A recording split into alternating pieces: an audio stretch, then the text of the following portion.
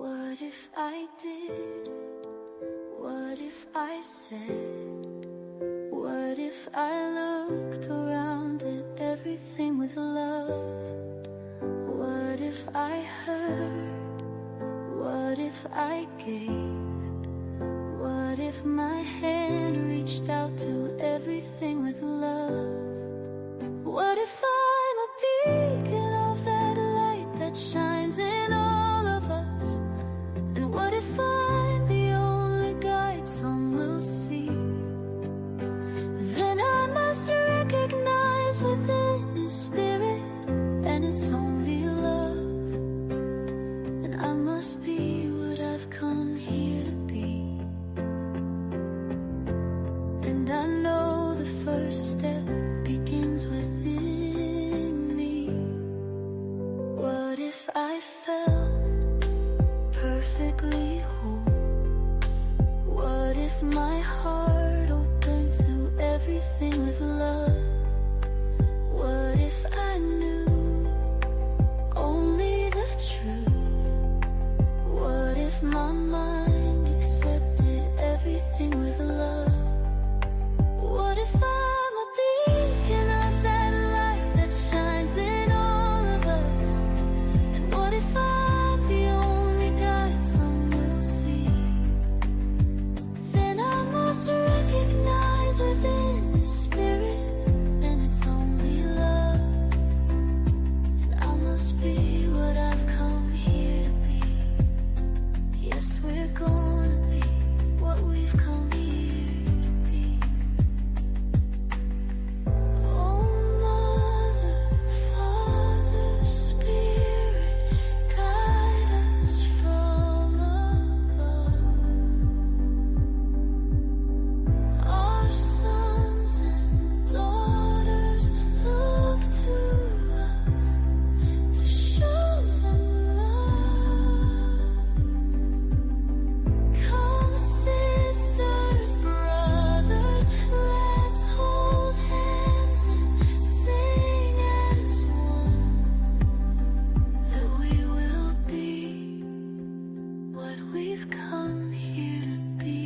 Yes, we're gonna be what we've come here to be. What if I'm a beacon of that light that shines in all of us? And what if I'm the only guide some will see? Then I must recognize within the Spirit, and it's only love. And I must be what I've come here to be. Yes, we're gonna be what we've come here to be. What if I did? What if I said? What if I looked around at everything with love? Love.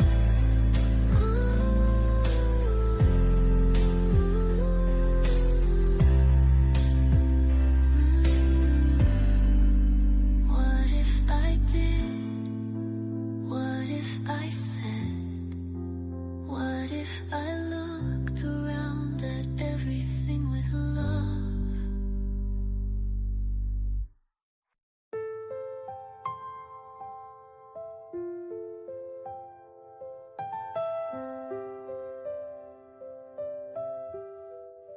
What if I did?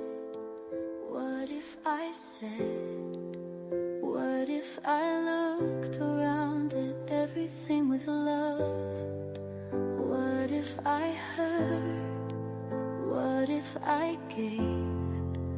What if my hand reached out to everything with love? What if I'm a beacon?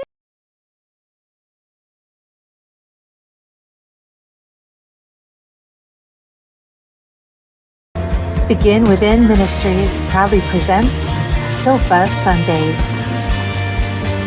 with your hosts, Reverend Dr. Michelle Ezugwu and Reverend Jeannie Sovereigns. Sundays at 11:11 a.m. Arizona time and rebroadcasts on Mondays at 7 p.m. Mountain Time. Come join us on the sofa every Sunday morning. Sofa Sundays with Michelle and Jeannie. Learn more at www.beginwithinministries.com. In partnership with New Thought Media Network.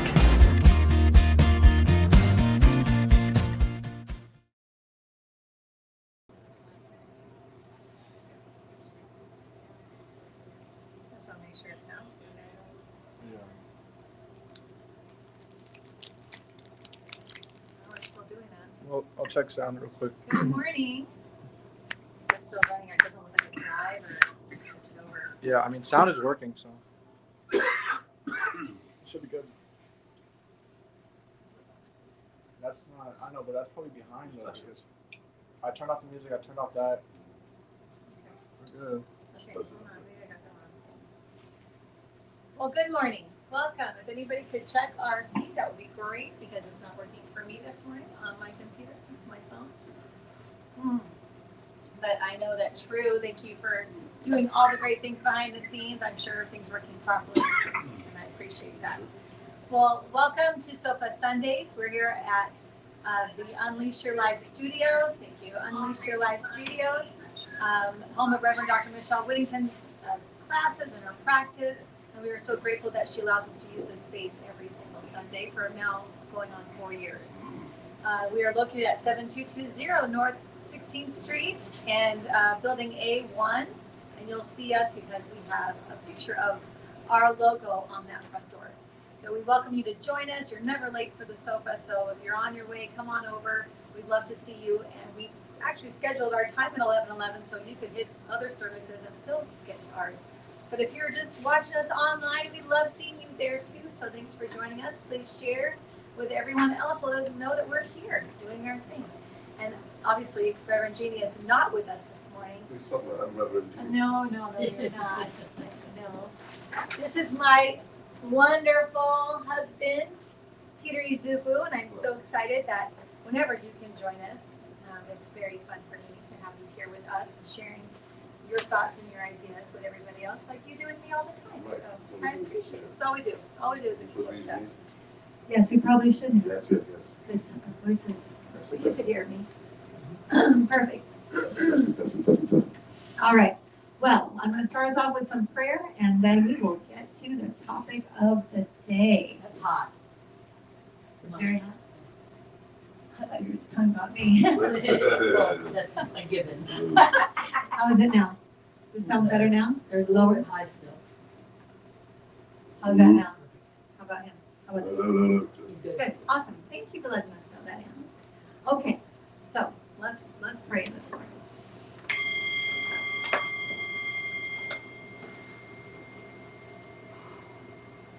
For the sound of the chime, the singing bowl, let's take a deep breath together. Breathing in that vibration and releasing anything that's already happened this morning, anything that's already transpired. We're just going to let that go right now. And with the next inhale, we'll recognize anything coming after our time together. And with the exhale, we will release that also.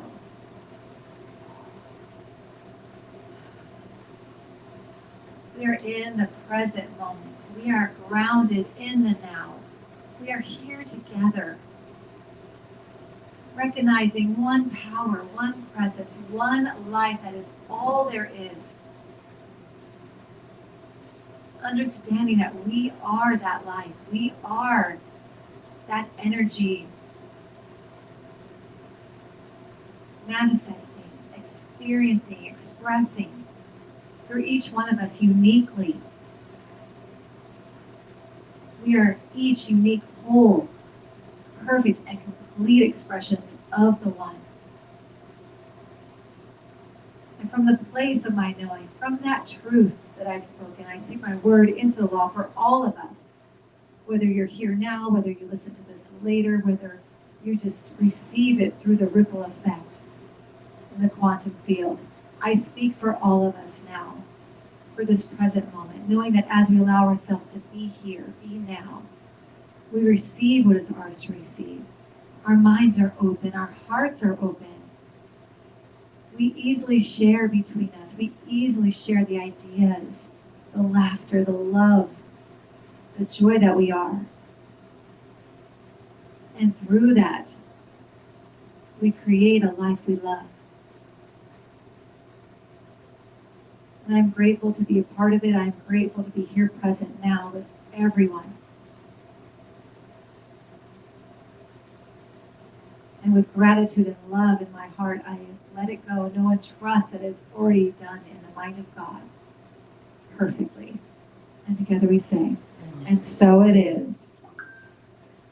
Well, good morning on this beautiful, warm Sunday here in sunny Arizona. I don't know about you, but it feels a little warm. We've got some clouds. I'm hoping for some rain.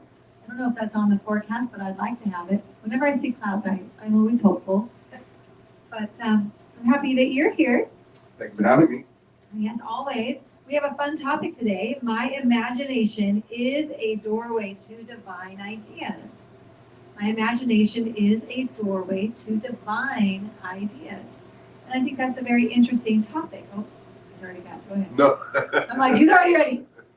No, just like you speak in a way that is very vivid and descriptive sometimes, and your prayer was excellent. And then I was just thinking about this idea of a cloud.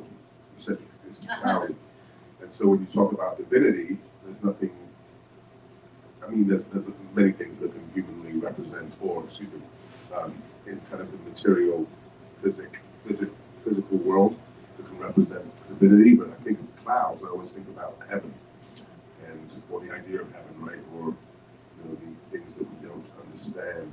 I think in that space, we always look up to the clouds, into the sky, and in there lies kind of this inset tapestry of imaginative things that you can see. You know what I mean? It's like, it's unique. Yeah, so clouds is a great place to start, isn't it? What do they, for me, they represent something specific, something very unique. And for someone else, they might represent something else entirely, something as simple as weather or weather patterns, etc. But yeah, clouds is a good place to start. Just get my mind going into this imaginative space. Because I imagine in movies I've seen where these fictional figures are riding around on clouds, right?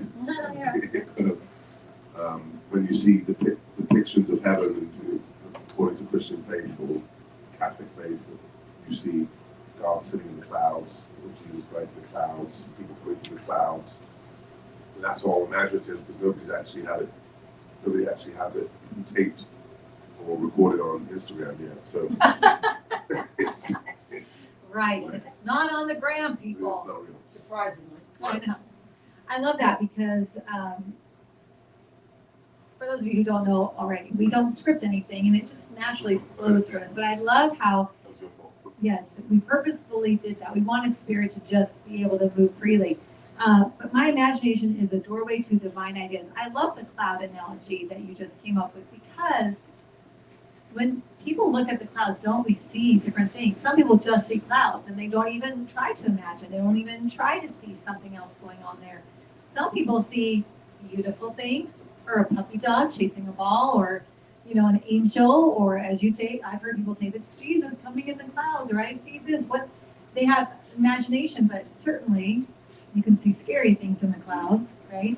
You can see whatever your imagination is tuned to, you can see that in the clouds. You can make them look like all kinds of things. And then you have the clouds doing their job, just roaming around up there, and in the natural process of the world, receiving water from the earth and then dropping it back down so that we have continual renewable water that we need to survive with.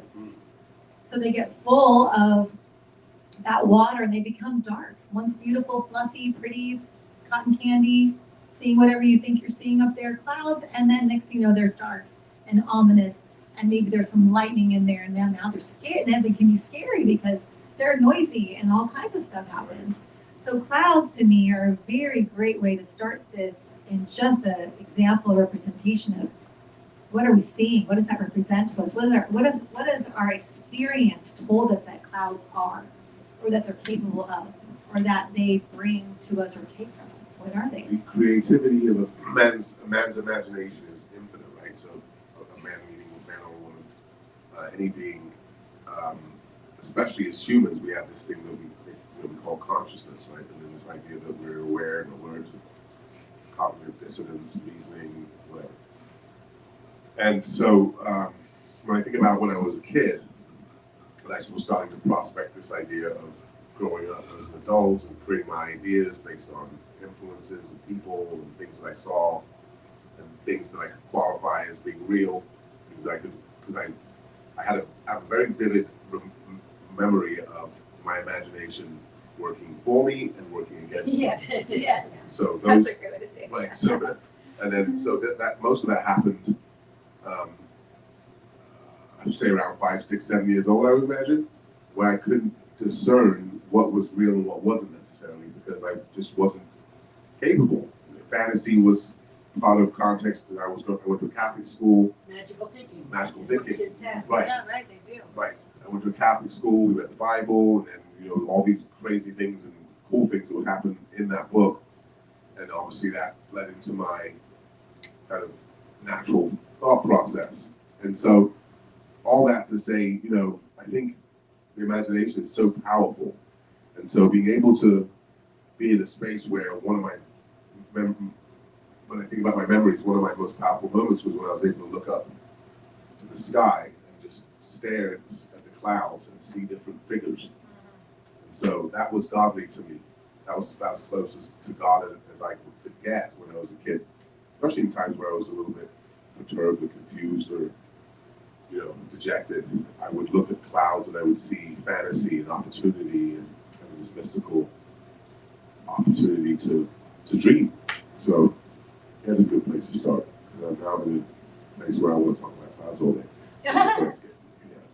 Feeling like clouds. Feeling like clouds, yeah, cool. Yeah, that is interesting. And even the natural, I don't know if it comes from people thinking that up there is heaven. Oh, true. If people thinking that up there is heaven, but you naturally want to look up when you want to talk with God, he's going to borrow your microphone. So it's interesting how the clouds can do that. Go ahead. Well, when you first started talking about that, Peter, about looking up, the first thing I thought about was I have heard it said that like our natural spiral is to look up, which is one of the reasons why we are bent towards continual growth. The comparison that was made, which I thought was really interesting, was that if you look at a strand of DNA, it spirals upward. And if you think about our continual reaching for, that seeking knowledge and whatever, I think it's interesting that we automatically look up. And some of that is, like Peter said, the indoctrination of whatever religion we were raised in, that there's heaven up there. But even if that's not part of your belief system, there's something that causes us to look up. And I don't know, I find it fascinating. It is fascinating. I never thought about that. Yeah, that's very interesting. Thank you. And we are on a constant upward Especially spiral. when you get to the space of divinity. Especially when you get into the space of divinity, we start prospecting, you want hope, you pray. Some people pray looking down, but your tendency is to look up, and that represents hope and opportunity, whatever that looks like. So cool. That's very interesting. I love that. All that stuff. Right? So clouds is a great way to start with this. My imagination is a doorway to divine ideas. And that is the affirmation, because that's what we want to remember about our imagination, while our imagination can also bring a host of other opposing ideas, negative, it can be like that too. We recognize that is a gift that we have, is our imagination, and to use it wisely, to wield it wisely, with all of our powers that we have. Right.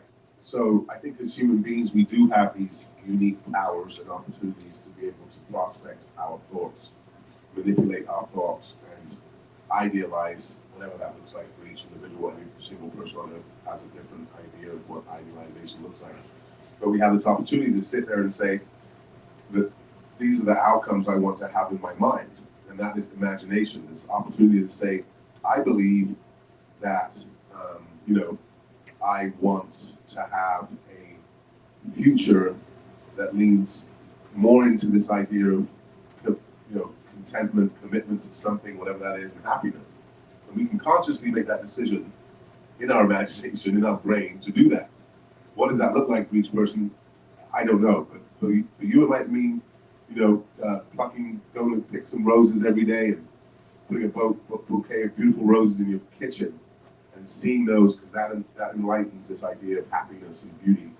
And then you go and have, some oranges and some apples, because that makes you feel replenished and good. And then you go to a Bible study with people that are saying, you know what I mean? But your imagination puts you in that space where you're allowed to prospect that and ultimately design what it looks like for you to be happy based on your past experiences. And that to me is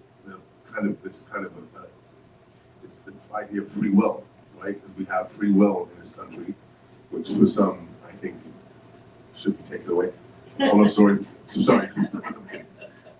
We have free will in this country, which means we have the opportunity to do things we would like to do, and we take our lives in the direction we want.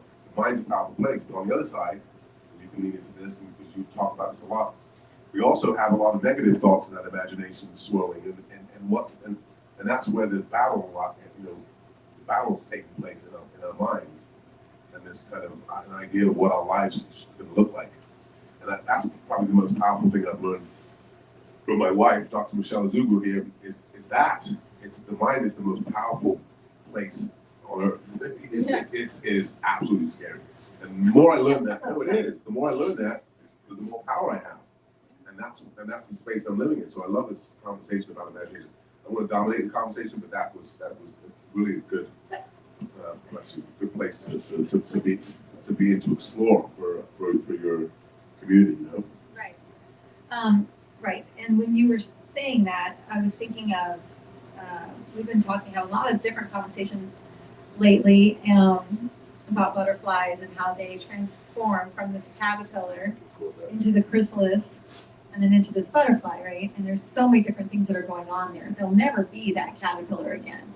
They're not changing, they are transforming. There's a big difference between those two words. And when you want to change, move your life the way you want, you think you want to change, I'm going to change this, I'm going to change it. No, you don't want to change. You don't want to have that leaves change, so then they come back and then they're green again. They gotta keep doing it over and over. No, we're not changing. We want to transform. We want to go to the next place in our evolution. We don't want to keep doing this loop over and over again, right? We want to keep moving up.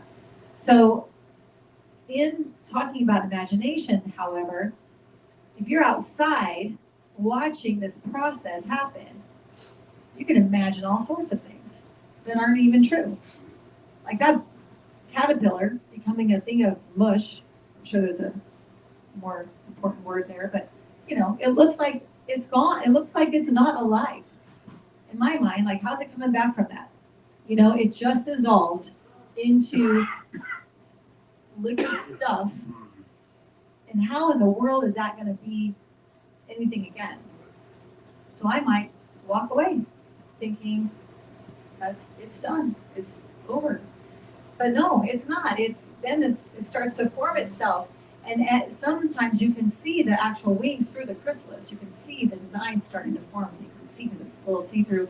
And then you can see that the forming of the butterfly. And then the butterfly tries to get out of that.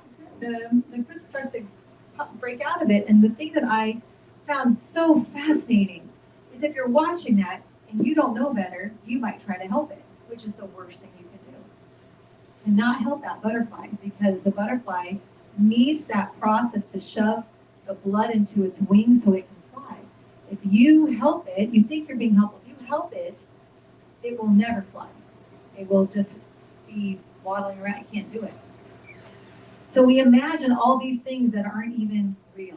We imagine a future that hasn't been here yet, and then we react and respond and make moves that don't work. So when you're saying we're visualizing, maybe we're visualizing the life we want. Maybe we're visualizing the roses and the apples and the orange and this easy life where we can just have these things and we move this way. But if every single day our imagination is not aligned with that, we are not on the path for that one. We're on the path for something else. We're not aligning with it. Our thoughts, our minds are extremely powerful, and we have got to pay attention to the everyday imaginations, not just the really the visualizing of the future that we want to be at. We have to guard our everyday thoughts. And sometimes the process that we're going through looks awful like a butterfly's. Looks awful like destruction and never coming back, and I'm never going to be able to make it. It's the worst thing that's ever happened, and on and on. Man, but you said you wanted this over here. You said, I want a life that looks like that. And you have to trust that God has your back. God, yes, God only says yes. You want this? Yes. And then that's the process. The butterfly says, I want to be a butterfly. I want to fly. This sock's just crawling around down here. I'm bait to everything around here. Like, what? I want to be up there with the birds, and I want to fly. And it's dreaming of this thing. Well, God says yes. I'll make you a butterfly. And the process begins. So I feel like when we're going through these stages in our life, this up-leveling, this spiraling, we're not wanting to do this change thing. We're not wanting to keep running around. We want to up-level. We want to transform. We have to recognize that our imagination can get confused as to what's actually happening. The growth is messy. It's painful sometimes. It's like a rebirth. It's shedding of the old and coming into the new self that's going to align with the thing that we want, the life that we're saying we want to be there. You can't bring all that with you to get up there. It's not going to match. The person that you were isn't the person that's there. You can't get there with old thoughts. You have to get there with these new understandings and trusting that God has your back and knows the way. That is not your job. And that's where I think our imagination, being a doorway to all these divine ideas, it's almost like we really have to pay attention to what's running around in there. Because we don't want something fighting us. We don't want something cutting the chrysalis open and letting us out too soon, stopping the process too soon, because it looks awful and painful and I don't want it to suffer. No, we have to be like, just give it a little bit more. You're so close. I can see, you're a butterfly, man, I can see it. And let it go, I think that's Divine right timing. Yeah. We don't like that divine right timing. We like control. I want it now. And I don't want anybody to look like they suffer. I don't want anybody to be I don't want the unhappy parts, I don't want that. But I think that's part of the process of getting rid of the stuff that no longer aligns with that life that you say you want, the vision of yourself, the imagination of yourself that you say you want to be. Intriguing. Very, very intriguing. I think we keep solving the world's problems every time we solve this stuff. Somehow, at least. It's a magical so far. Right, it is. At least drawing attention to the details that we have to participate in and entertain. When we're trying to up-level. Because I think any institution that's just considered religious, and any religion, right? I think that there is an active focus on imagination. Like it has to be part of your doctrine, because that's where all the angels and the devils live, right? Isn't it? Don't you think that's where that's where the design of our life is in our brains, is in our minds, and it can be a beautiful place, and it can be a dangerous place. Just to kind of give you guys a tidbit, not to deviate, but one of the things that we do, because I have the habit of, kind of have an Instagram page that I use for venting often, but I try to spread some positivity. But guess what? Positivity doesn't sell. So the reason that positivity doesn't sell is because the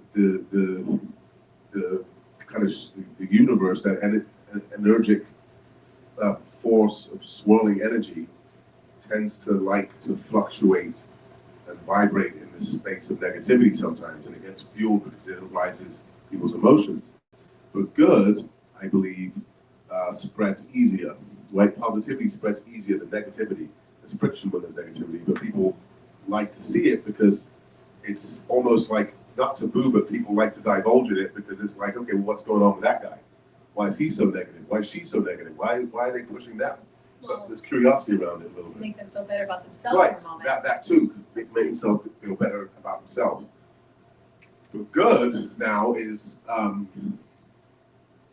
feel it's people are tired with kind of swirling around in the muck, as it were. I'm starting to get tired of it. I'm seeing a shift where now it's like random acts of kindness. Again, takes imagination. Someone had to sit there and say, you know what, I'm going to do something good for the universe as opposed to saying something negative. We're going to do something good for somebody else because we get tired of the negative. Because it makes us desperate. It makes us close our minds, close the ideas of what it is that we want to be as humans.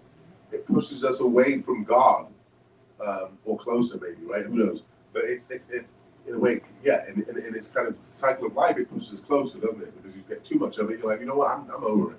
It's like your soul starts to get darker and your energy starts to change. So yeah, I love these kind of conversations because it really gets into the nitty gritty, like the uniqueness of the power that we have to be able to change our outcomes. And so what I was going to get to is every time I'll say something negative lately, my wife will say, well, let's focus on 3 positive things after I say the negative thing.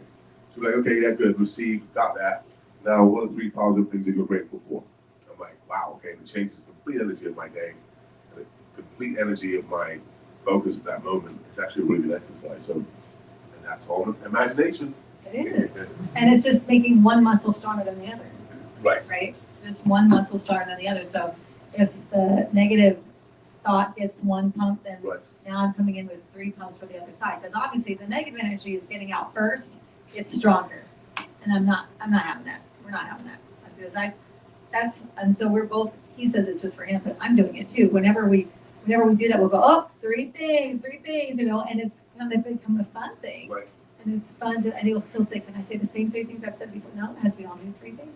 So it's like, we're having really a lot of fun with it. And obviously, because it's bringing us back up. Which wolf do you think? Right? Yes. And which side do you think aligns with the life we're trying to create right now? Right? We're going through massive growth spurts. Yeah. We're going through massive things that can feel very frustrating and very opposite of the thing we say we want to create. It feels like that. But, and when you're in the middle of it, so anybody, I don't know who this is for today other than me and him, but if this is for you, I'm telling you, preaching to the choir over here, because I'm telling you that we all, in the muck, we feel that way. We feel like the butterfly stuck in the, I don't know if it's called a chrysalis or cocoon, I don't know the terminology. But if we're stuck in that moment, that part, we all feel like, what is going on? How could this possibly be getting me where I need to go? It's all looks like it's failing everywhere. I totally get that. And at the same time, when I'm on the outside and I see somebody else going through that because of my practice and my understanding about life, man, I can almost see it. It's fantastic. It's amazing. I can see the shedding and the movement, and even though they're having a tough time, and of course you want to help where you can, but you got to let people have their journey toward the thing. It's all part. I always say to him all the time, I have to believe this is God. I have to believe it's all God. It's all part of where we're going. I have to believe it. And she really believes it. I do. But if you don't, and she's actually got me to believe it, because sometimes setbacks will turn into permanent kind of circumstance for you. If you don't believe it, you can train your mind to believe it. Yes. That's probably the most powerful thing one of many powerful things that she's taught me or showed me. So, so a lot of men need to hear this message, because in this country, leadership is now dissipating. It's being challenged by this idea of validating what a fact is. First of all, that's a whole other conversation. But then this idea, a whole other one. This idea that toxic masculinity is just a part of the masculine experience, and it isn't. The idea is being also challenged of what an alpha male is, and these kids and people being told that crying and being emotional, and I've even been a victim to it. It shows weakness and all these kind of things, and what's strong and what's weak, and how to treat women, all these things, right? And so it's now festering in the mind of these young people and these young men and these grown men even, and they're challenged with their imaginations because they're not free to imagine in the way that now manifests positivity in their lives. They're manifesting things that are negative. You know, their imaginations aren't being used for good. And it is, it's training, it's practice, it's goodness around you. If you have a toxic partner, you're gonna have a toxic relationship, you're gonna have a toxic life. Yeah. Period. It's not something that you can challenge or deviate from. It's the way it works. Yeah. And so either one force is gonna win. And if I ever brought toxicity into my relationship with my wife, then the good is winning for sure because I've been open to it. Even that takes imagination and thought and balance and focus to be open to this idea of someone telling you that you're being XYZ or you're not doing the right things to be ABC. You know, it's just the way it is. It's a deep introspection that's needed. And most humans, because of ego, stubbornness, or whatever, we're not equipped to do it. Or maybe we are equipped. But we getting even to the point to recognize that you need to do it is a whole different story. Like conditioning, exactly. Like, goodness gracious, we don't even know what it is that with the idea of being self-conscious, the level of emotional intelligence to be self-conscious and be able to be on the outside looking in and saying, you know what, that doesn't look good. Like, I don't know if 50% of men can do that. You know, because we're so stuck in our egos. We want outcomes. We want our way, and then all this trauma that we've dealt with. You know, it's it's a lot for some people. But but in order to get there, you have to imagine. You have to be able to imagine something that you can see and you can recognize as being the right thing that takes you towards the right direction. Can I say that, adding on to that, because there are infinite possibilities. There are infinite ways this can work out that you can't even imagine. Right? That you cannot imagine. You have got to open your mind to divine ideas. When I say to him, I see greatness, I know that God has this covered, that God is using this on purpose. God is doing this on purpose. I believe this is part of the process it's in the how, which is none of our business. Our job is to say, here's where we're going, and take the actions that are in front of us, even though we don't see the whole staircase. We take that first step because the how, as we always say, is God's business. I don't want to take control of that. I only see 4 or 5 possibilities. There's infinite possibilities. So I want my imagination to be open to divine ideas. I want to align with what God's plan is and what God's way is, because it's going to be something I've never probably thought of before. It's going to be easier, better, come with people and things and stuff that blow your mind. I mean, you can have it your little human way if you want, I suppose. You can just force your way. But it's a lot easier if you're in the flow of the divine, if you align with the frequency of what it is that you're setting, that you're feeling called to create, and move in that confidence, even when it's painful. That's when you know you have faith. When it's painful, you still move with the confidence that this too is from God. This too is going to grow me or make me ready for whatever it is that I mean, how many stories do we know of the underdog, of the downtrodden, of the person that lost everything, coming back and being like a light for everyone else, changing things, making making nonprofits that support everybody else that's ever going to go through the same problem again. Like this is massive stuff that comes from things that we would say, I don't think I could survive that. I don't see how I could get through that. Yeah. And as we look through that, it's important to use our imagination for good. Anytime you think to yourself, well, I don't see how we're going to get through this, right? Think of going with the gratitude thing. What are 3 ways that you could get through this, though? What are 3 ways that you could get through this? Yes, you'll automatically concede that maybe you can't. But what about, maybe there's 3 ways that you can, because if there's infinite, I'm sure you can come up with 3 ideas.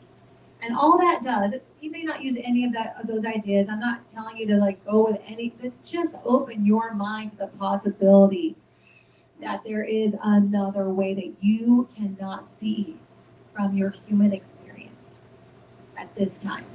That the universe has that all worked out. You are just experiencing it as you go, and your job is to stay aligned and to keep your mind open to those divine ideas coming through you.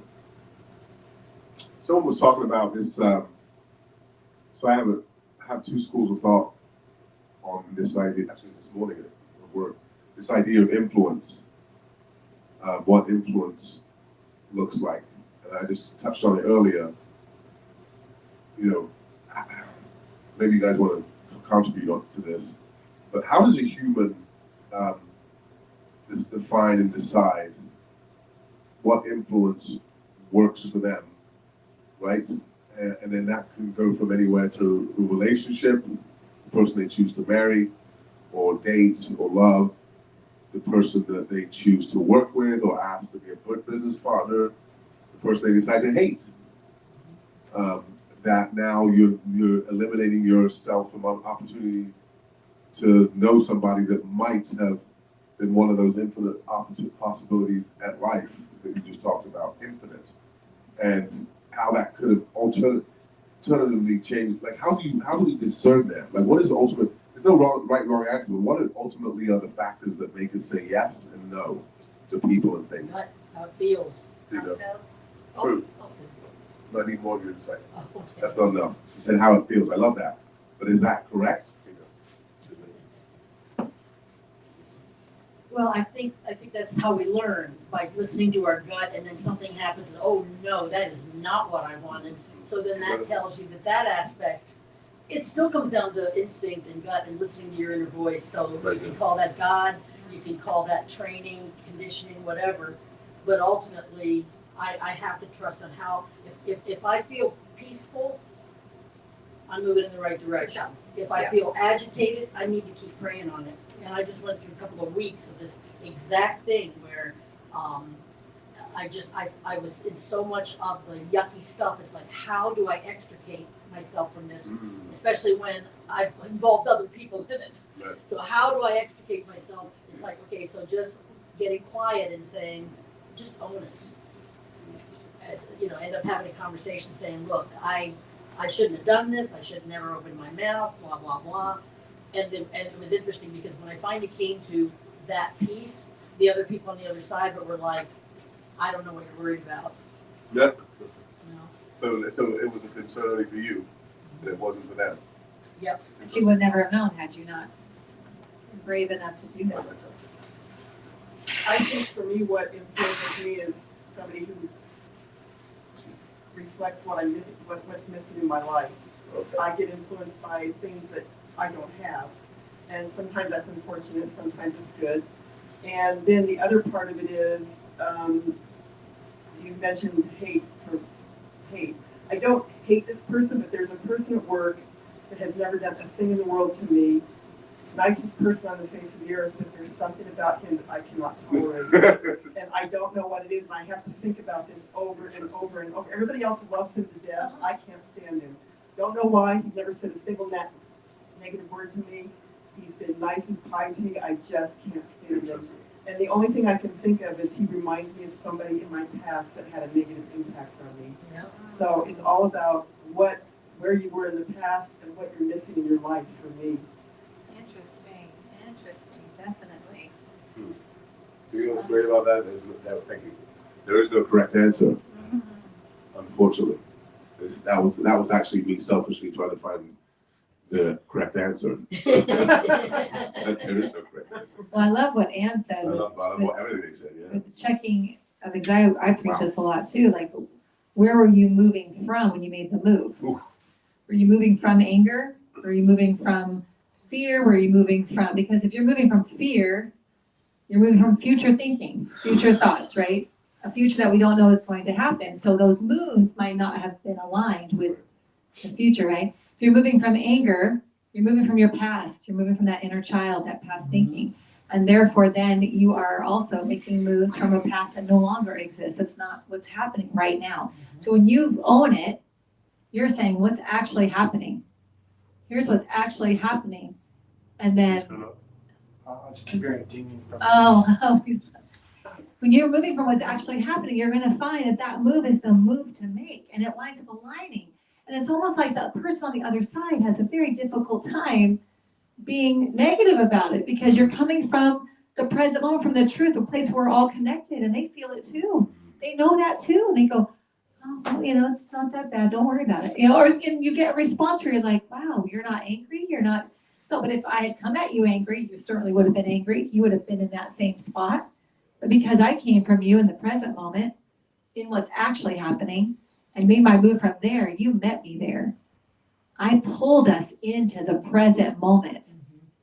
We were just, we heard a story recently about a situation of someone making amends with somebody that they didn't want to do that.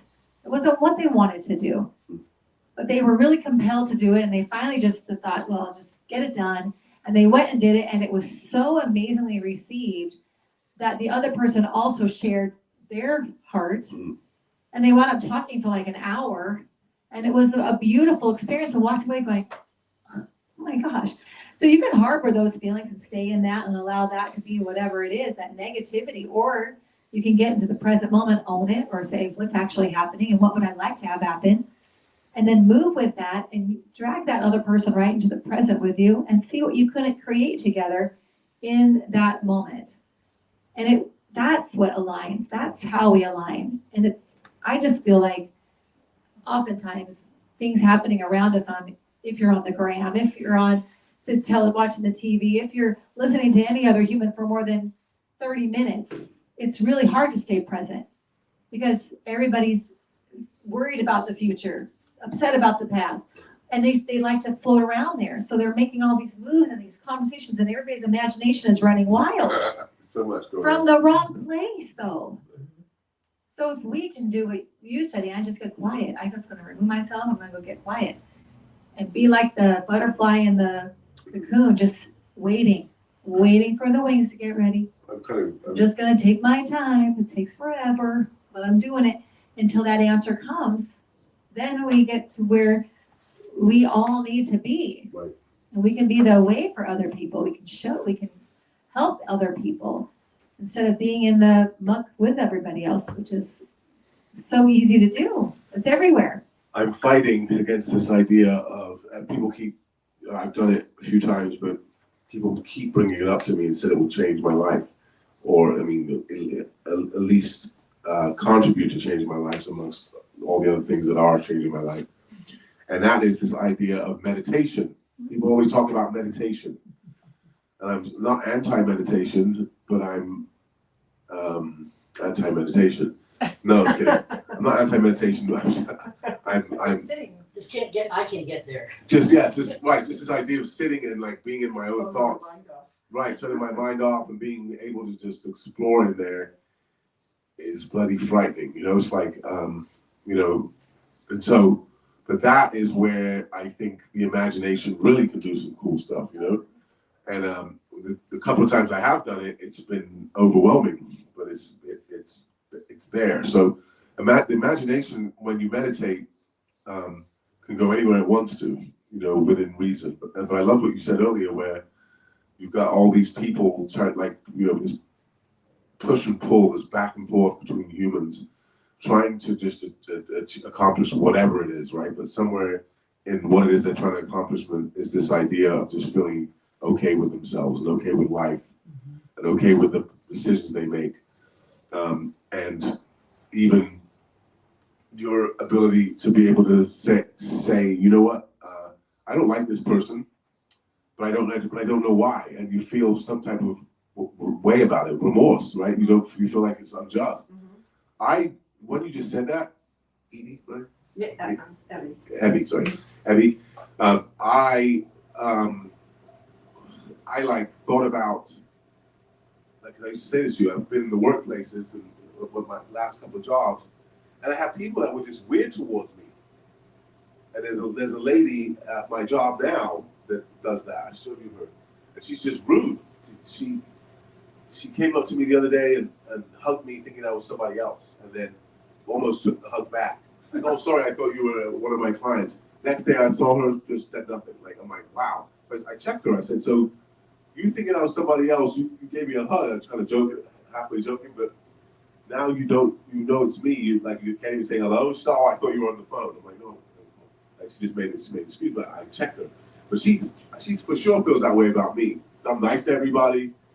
And I'm You're making overly it nice. overly You're nice. doing everyone else's job. Right, You're okay. helping everybody. Right. Like, Yeah, same here. I'm getting to it. That's how I am. But she has weird energy towards me. So what I started doing, and it's probably not good advice for your patrons, but I started ignoring her. I'm started ignoring her, and then she's gonna notice, and then and then people like that will come around and then stop being nice after she realizes that she was wrong, whatever it is, right? Who knows? True. True. It's interesting, though, isn't it? I love that you brought that up because I've never understood people like that, but then they might not interpret me the way that I want to be interpreted, Yeah. right? Right. But unfortunately, we don't have any control over how they interpret us. Right. Wish we would. Right. Well, it's interesting. There's a chapter in my book. In the workplace, one of the things that I empower my employees to do is in a situation like that, because what we tend to do is we make up in our head. But So Imagination. she's Every reacting time. to you in this particular way. She's also making up something in her head. right. Now, in your head, you might think, well, she's racist, or Right. I'm too tall, or whatever. In our minds, we think I'm scaring someone or whatever. But I think that our tendency as humans is to think we know what's in the head of the other person. Dangerous. And I found that not just as clarification for my soul, but also for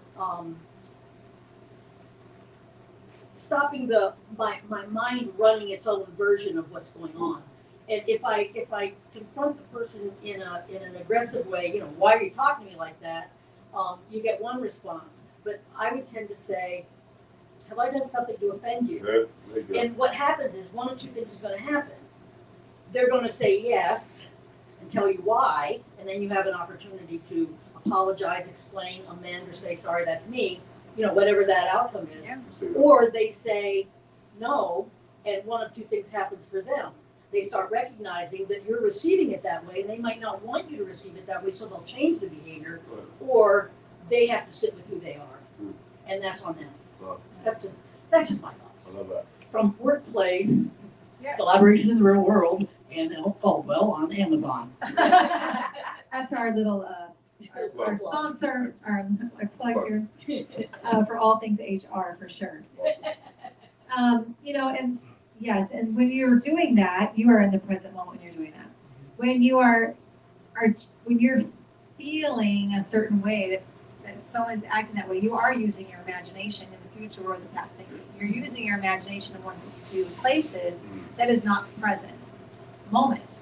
But when you come back to the present moment and you say, what's actually happening? Well, she's making me feel like I offended her or something. So maybe, what would I like to happen? I would like to know what's going on. Well, maybe I should go ask her then. And then you go ask her. All of that is in a very calm, logical, step-by-step, like you don't have to think very hard to know what to do. And you're taking it on your own by Yes. saying, have I done something to offend you? Have I done something to offend you? Right, your There's no own, way your that own they experience. There's no way they can consider that an accusation. All right. I know, you can't, because you're just I like that. running your own show. You're not trying to run anybody else's show.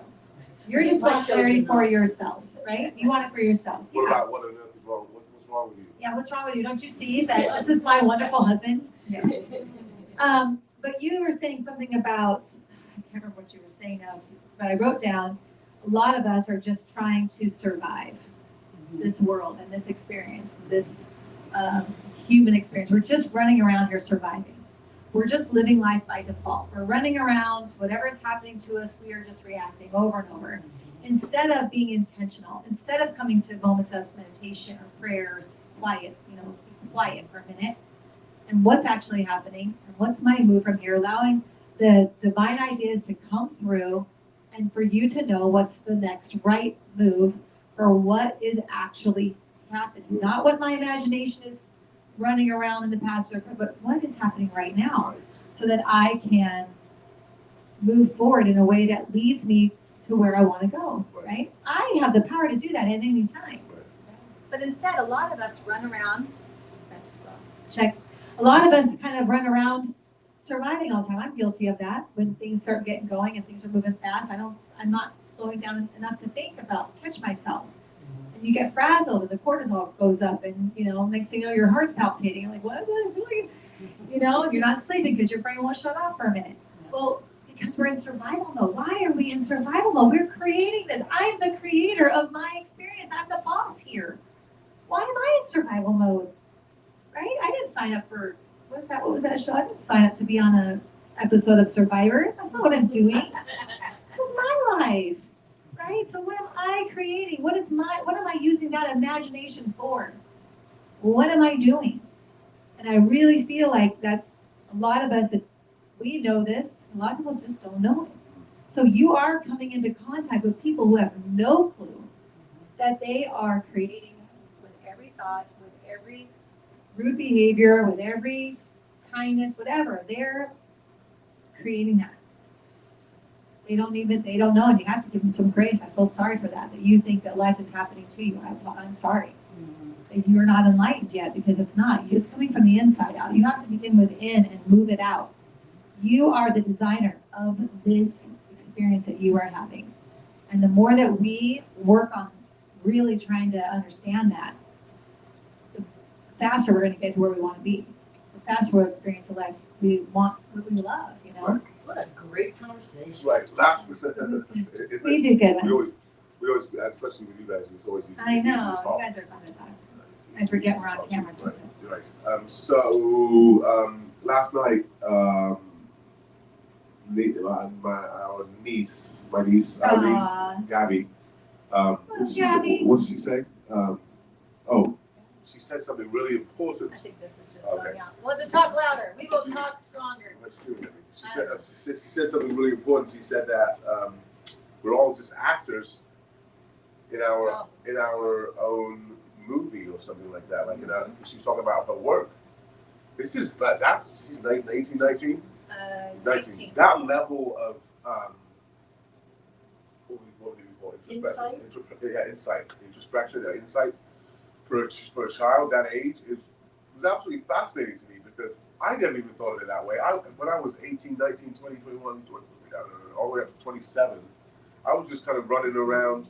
I would intentionally do a lot of things, like I would train hard for basketball, I would try to be good to people, but I didn't understand this kind of this insightful idea that I was in control. And it's like, it's so powerful. The more people I could teach that, or we could show that, how their lives would change, like so fast. Yes. And then and now in this age, and I'm almost 50, and I'm understanding this idea that, I have control over a lot of the things that happened in my life. I was never a victim, but on some levels, I would subscribe to some of the emotions that a victim would have, right? And then when you're doing that, then essentially you are. But I would always say I'm not, because I know that I was the person that caused whatever it was that I dealt with, which really weren't horrible things, to be honest with you. I've been pretty blessed. But the horrible things that have happened lately, pre-marrying my wife, the things that I have had to now really fight to get through. Again, I was the person that caused them. And so if you, as we talked about, the imagination, if we get a hold of the mind, and we're able to surround you with people and things and experiences that lend to your mind thinking and functioning and seeing and imagining the way it needs to, your life will only get better. Yeah. And so when right, so when people wallow in their negativity and their kind of this darkness that they have, we talked about this too. Like, we just sit there and say, you know what, this is my life, nothing I can do about it. Mm-hmm. Like, you saying that just shows there is something you can do about it, because you just decided there's nothing you can do about it because you don't want to do anything about it. Yeah. There's nothing I can do about it. You just made that choice. You decided. But you just decided. So there is something you can do about it. There's nothing you can do about it. Yeah. Right? Isn't that crazy? There's infinite things that you can do about everything. Yeah, I feel like you're telling yourself a story. You're imagining. Right. Yeah, you're just running around doing that. We're all doing that, though. Right. I used to feel shame in this idea of imagination, to be honest with you. When I would imagine things that perhaps I thought that I didn't deserve. Right. Or I say things that perhaps didn't quite believe, but I knew that it, like, how dare I? Like, how dare I? Why did I think that was okay? Because you're a child of God. Maybe.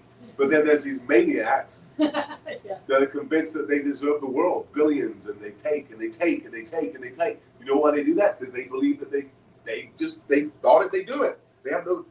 That's so. As much as we can manifest and live in the goodness, and try to manipulate that thought and the imagination and power around that, we can live just as well in the darkness. And the darkness can take you and give you things too, by the way. Yeah. So you said that being a child of God means that you're choosing, you're making sure your consciousness and goodness is aligning with the things that you want and that can help other people. It's not selfish. You're ingratiating. You're filling yourself with this spirit, this good, this power, and you're letting that kind of run free and let the imagination lean into that, as opposed to the kind of the nefarious, negative space that a lot of people Because do. it will give you stuff to make you think. Right. It'll give you good. Right. So that you won't go for the great. So Right. you won't go for your potential. What Right. you really. Well, this is That's good enough. I feel safe here. I'll just Right. maybe I shouldn't go for that because what if I'll just stay here. Your imagination will make you feel like, no, I don't think. Your imagination will allow you to think of these. Wow, what if I did this? What if I could do that? But this could happen. Right. That could happen. It is. Your imagination, like, man, you gotta get a hold of that. Those divine ideas are coming from the divine. That's it. Done. If you can think it, I have a friend who owns a printing company, and their slogan was, if you can think it, we can ink it. And I really believe that. If you can think it, it is because you can do that. Right. You can accomplish that. You can be that. It may just not be how you thought it. Right. You have to be open to the way that spirit brings it about. But you can have those things, So it's just very interesting. And my brain feels like it hurts a little bit now. But yes, it's very quantum physics-y. It is. Going to Jeannie would like that. She's in a quantum physics class right now. like She's going to that one. going to I always like. I think one of the most strange. It's going to sound weird to you, Anne, because of your HR background, but one of the weirdest predicaments we put ourselves in, but actually one of the most powerful predicaments is a job interview. You know what I mean? Like, you go into this place where nobody, like the person, for all intended purposes, doesn't know who you are. You sit down in front of this person that has no experience about who you are. And they have only their own specific subset. Give their little questions. Right, they have their own subset of experiences that define, who they are, right? And they're going to ask you questions so that you can convince them with their different subset of experiences that you're the person for the job. And if you happen to get it wrong and you don't align with the things that they deem to be important or that make sense, you won't get the job, but you might be the best person for the job ever. No kidding. This is the only space that I think AI will be helpful, by the way. Meaning, like, because they get it wrong so often. Think about the people that, and this happens across the board, but the people that are now surveying these resumes that come in, thousands of resumes, and they're looking at them one by one, and their biases are determining who they actually call in for an interview. And these are 23, 24-year-old kids with no life experience, some of them. They're lower level, they're not being, it's not the head of HR. She's not going to look through 1,000 resumes unless it's a small company, right? You have someone doing it for you. And maybe you're telling them what it is that your level of discernment is and what you want to see, but they're going to look and say, well, I think these are the things that qualify someone to have this job. This is why sometimes, it's I think a lot of entrepreneurs, speaking of imagination, we're entrepreneurs. Being an entrepreneur, you have to imagine. And so having an imagination, you're more likely to take a risk with someone that doesn't necessarily fit the mold of what it is that you want. And from experience, usually that is what you want. Right. If you're innovative, you don't want someone who's done it a certain way has all this experience, because they will come in and just bring that to the table. Right. You want someone who can think innovatively, can use their imagination. Right. And be open to possibilities so that Right. your company is innovative and doesn't be different or moves forward differently. Right. And Anne's smiling because Anne knows. Anne's like, I know this. Yes. I'm aware. My thing isn't working, so just speak loud. I used to be an entrepreneur way back when I was younger in a different career, and I had to hire my first employee, and I had never ever hired an employee before. And the person I chose was not the person that another friend who was really in HR said, I think you should choose this person, because the person she chose did a lousy interview. The person I chose did a wonderful interview. She said, but she has the personality that's going to work for this. Damned if she wasn't right. We chose her instead, and she was the best employee we ever had. That's cool. Because I would have chosen the wrong person. Well, The other person might have been wonderful, Right. but the person that we chose was perfect. Yeah. Interesting. It's like the kid that can't take a test, but they're Yeah. brilliant. Right. But if you give them the test in a different way, you'll see You'll see that. We don't all fit in a certain mold. Not everybody interviews well, speaks well, whatever, but they will run circles around the Right. other person because most likely they had to develop those skills Right. to be better because they have those little issues over Better. there. Be better, people. Be better. All right. Well, we could keep talking all Yeah, we day, could. but Do 2 I hours. know you all have plans. It's been wonderful. It's awesome.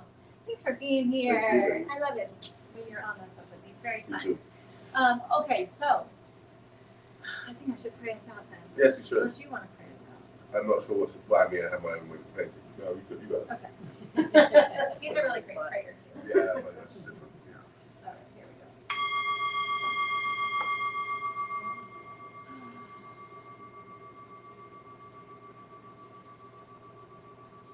Feeling the vibration, feeling the energy in the room.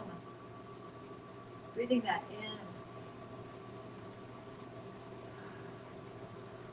Recognizing one power, one energy, one divine idea, one life. Each of us being that energy. Each of us expressing through our uniqueness that energy.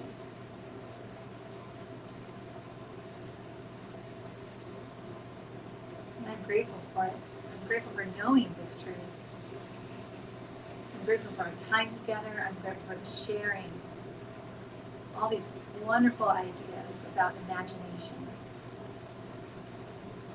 I'm grateful for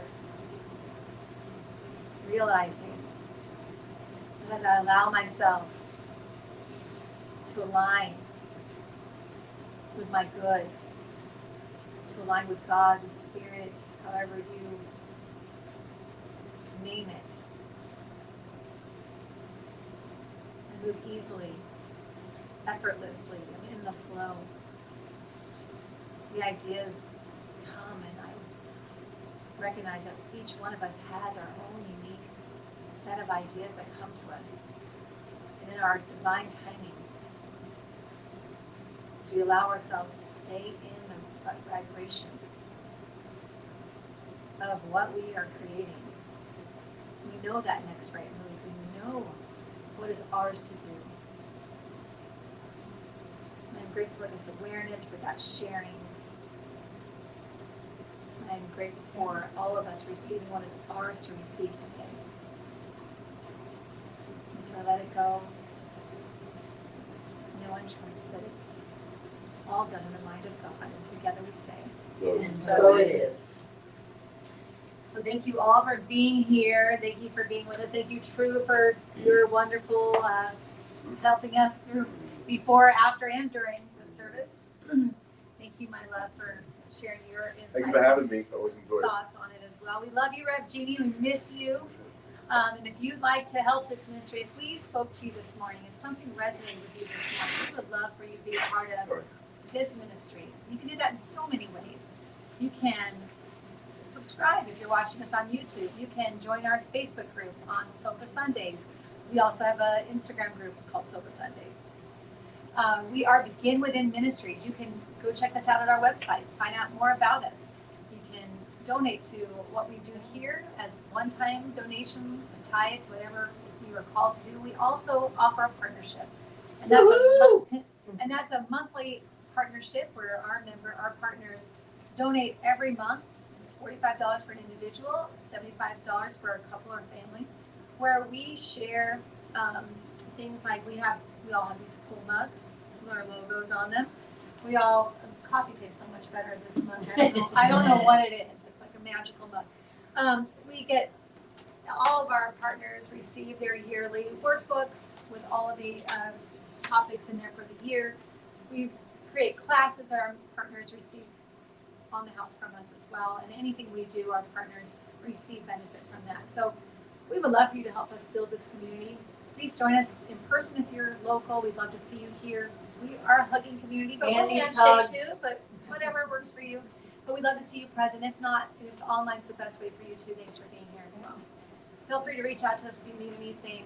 Also, as always, have a wonderful, happy Sunday. We'll see you next week. Thank you. Bye. Bye. Ciao. Thanks for watching. Tune in again next week at 11:11 a.m. Pacific Time, or Monday evening at 7 p.m. Mountain Time.